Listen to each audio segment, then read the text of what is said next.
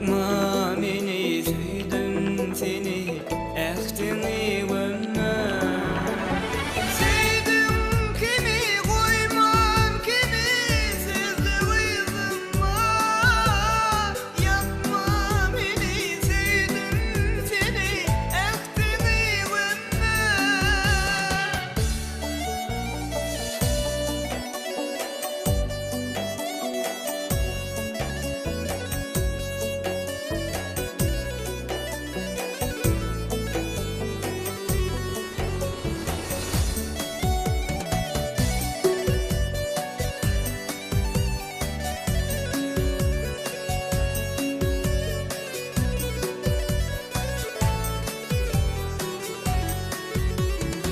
Aybım yoktur,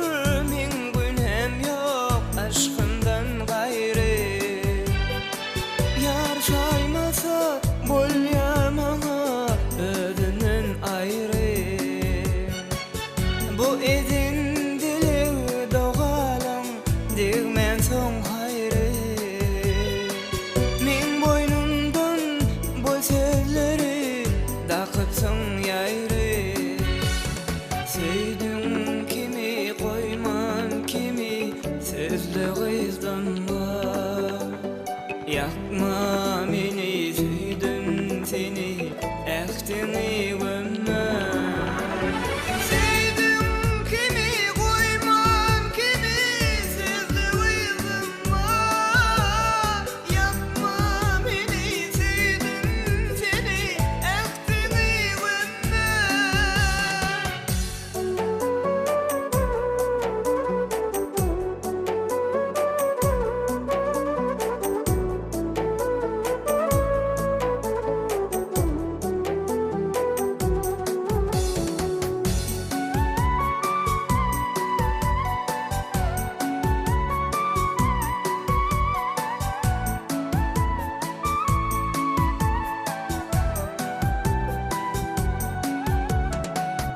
Hak aşığım sinsizindi yüzü saralar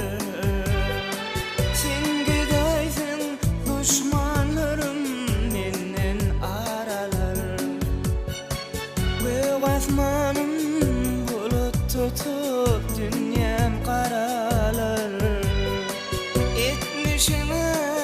çödem etmen yürek yaralar Sevdim kimi koymam kimi Sözlü kızdan var Yakma